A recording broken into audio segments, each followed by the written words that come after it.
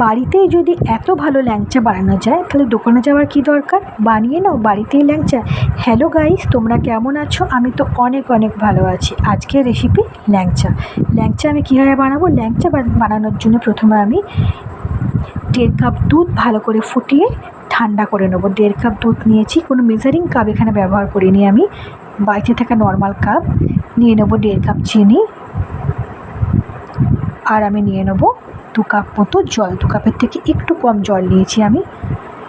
খুব ভালো করে চিনির রসটা আমি বানিয়ে নেবো জল দিয়ে ফুটিয়ে। এবার আমি একটা গ্যাসের মধ্যে দিয়ে দিচ্ছি ঘি। 1.5 চামচ ঘি আমি এখানে দিয়ে দেবো, আর দিয়ে দেবো সুজি। 200 গ্রাম সুজি আমি দিয়ে দেবো।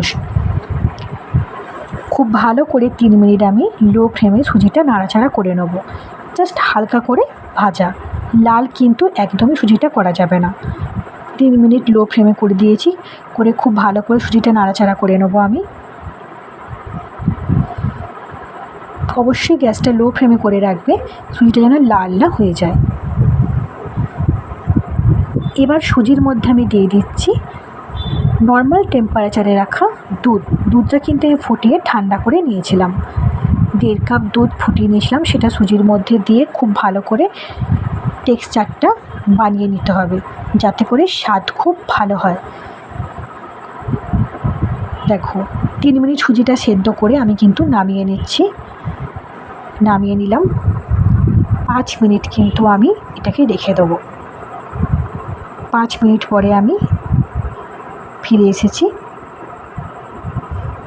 এবার দেখো খুব ভালো করে একটু আমি এটা মাখাবো। দিয়ে দিচ্ছি ময়দা। ময়দা আমি দিয়েছি 1.5 চামচ। আমুল দুধ দিয়ে দিয়েছি 50 গ্রাম। দিয়ে দিচ্ছি ছোটো এলাচ ভেঙে তার ভেতরের দানা আমি এখানে দিয়ে দিয়েছি। 5টা 6টা এলাচের দানা আমি দিয়েছি। খুব ভালো করে এটা মাখিয়ে নেবো। ধীরে ধীরে মাখতে থাকবো যাতে মাখাটা একদম মিহি হয়ে যায়।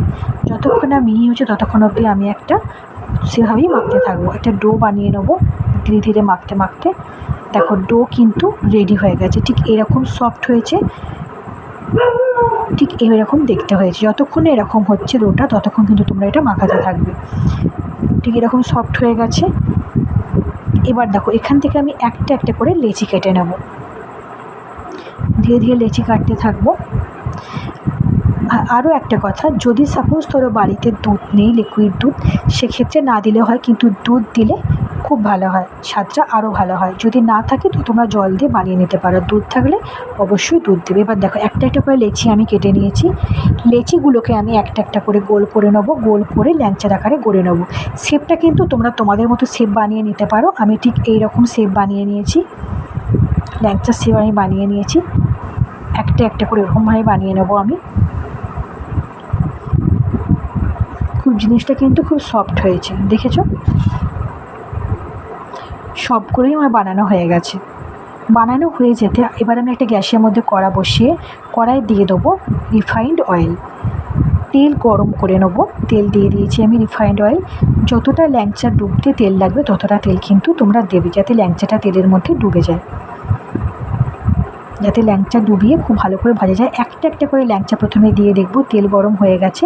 খুব বেশি পরিমাণে ল্যাংচা একবারে দিয়ে দেবে না। প্রথমে আমি বেশ কয়েকটা ল্যাংচা নিয়ে দেখে নিচ্ছি। দেখো খুব সুন্দর করে ভাজা হচ্ছে, কোথাও লেগে বা জড়িয়ে যাবে না এটা, সেই জন্যই অল্প দিয়েছি আমি, যাতে কোথাও লেগে না যায়। ধীরে ধীরে ল্যাংচাটা গ্যাস লো ফ্লেমে করে আমি ভেজে নেব। গ্যাস একটু মিডিয়াম করে দিয়েছি, করে নাড়াচাড়া করছি। এবার দেখো ল্যাংচার কিন্তু একটা কালার এসে গেছে। এবার ল্যাংচাগুলো আমি একটা বাটির মধ্যে তুলে নেব। কি সুন্দর ল্যাংচার কালার এসে গেছে। এইভাবে তোমরা বাড়িতে বানিয়ে নিতে পারো ল্যাংচা। বাকি ল্যাংচাগুলোও কিন্তু আমি তেলের মধ্যে দিয়ে দিচ্ছি। দিয়ে কিন্তু এবার একটু বেশি দিয়েছি, কেন কি খুব সুন্দর ল্যাংচাগুলো তৈরি করা হয়েছে। একটাও কিন্তু একটার সাথে জড়ায় না। দেখো ল্যাংচাগুলো ভাজা হয়ে গেছে। এবার চিনির জলের মধ্যে দিয়ে দিচ্ছি আমি এলাচ ফাটিয়ে দিয়ে দিয়েছি, 4-5টি এলাচ ফাটিয়ে দিয়ে খুব ভালো করে নাড়াচাড়া করেছি। এবার এই চিনির জলের মধ্যে আমি ল্যাংচাগুলো দিয়ে দেবো।